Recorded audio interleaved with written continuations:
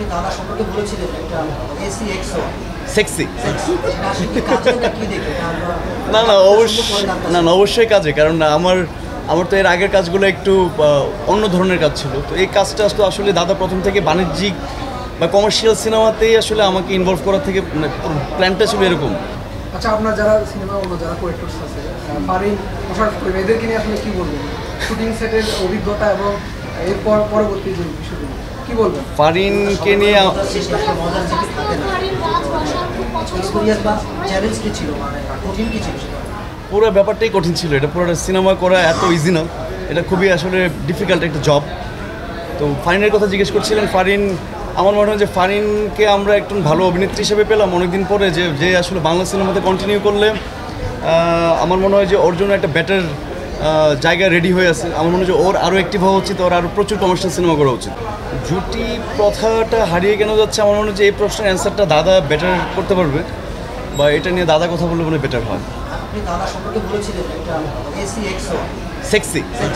আসলে কি কাজে নাকি দেখে বিশ্বমানের থার্মিক্স রড, সালাম স্টিল থার্মিক্স, দেশের একমাত্র থার্মিক্স রড।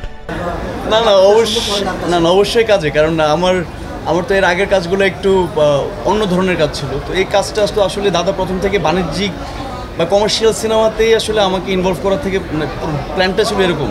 তো এই ধরনের সিনেমাতে আমার যে ইনভলভমেন্ট হবে সেটা আমি জানি নাই, বা এই ধরনের সিনেমার সাথে ইনভলভ হলে আসলে আমার রোল প্লেটা কী হবে সেটাও আমি জানতাম না। দাদাকে আমি আসলে সেক্সি বলার একটা রিজন ছিল যে আমি আসলে যে ধরনের অ্যাকশন সিনেমা করতে চাই, বা আমার যেরকম ভালো লাগা অ্যাকশন সিনেমা নিয়ে, তো সেই দাদার হাতটা ধরে আসলে সেটা শুরু হলো। তো আমার মনে হয় দাদা এটা কন্টিনিউয়াসলি করে যাবেন, আরও প্রচুর সিনেমা বানাবেন, অ্যাকশন সিনেমা। না, আসলে আমরা যখন কোনো গল্প করি, আমার এই গল্পটা যখন করা হয় তখন অ্যাকচুয়ালি আমাদের মাথায় ছিল অন্য একটা আইডিয়া।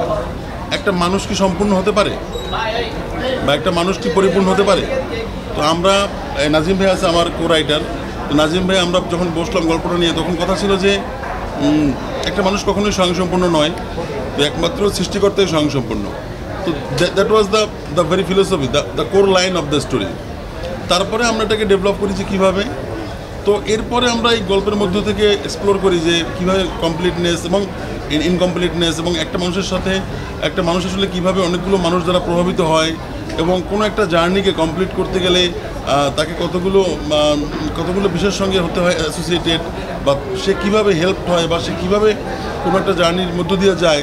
তো সেই গল্পটা আমরা এখানে, যেমন ইউসুফের গল্প আছে, এখানে জাহানের গল্প আছে, এখানে ডক্টর শমশেরের গল্প আছে, এবং ডক্টর শমশেরের গল্পটা আমরা খুবই কি বলে একটু জাস্ট ধারণা দিয়ে গিয়েছি, কারণ এখানে বলা আছে এই সিনেমার শেষে যে 20 টাকার ডক্টরকে সবাইকে জানতে হবে লোকটা কে। তো আমরা আসলে একটা বড় প্ল্যান নিয়ে সিনেমাটা করেছি। যদি আমরা আপনাদের ভালোবাসা পাই, তো সেই বিগার প্ল্যানটা গ্র্যাজুয়ালি আসবে, এবং আপনারা যারা সিনেমা দেখেছেন তারা দেখেছেন যে আমরা পরের মানে পার্টের হিন্ট দিয়েছি, এবং আরও একটু বড় প্ল্যান আছে। তো এই আর কি হলো টোটাল আমাদের গল্পের শুরু থেকে শেষ পর্যন্ত, মানে দ্যাট ওয়াজ দ্য প্ল্যান, যেভাবে আমরা এগিয়েছি। আর বাকি জিনিসপত্রগুলো যেভাবে ফিল্ম মেকিংয়ের প্রসেস সেভাবে হয়েছে, বাট দ্য ফার্স্ট লাইন ওয়াজ যে নোবডি ইজ কমপ্লিট।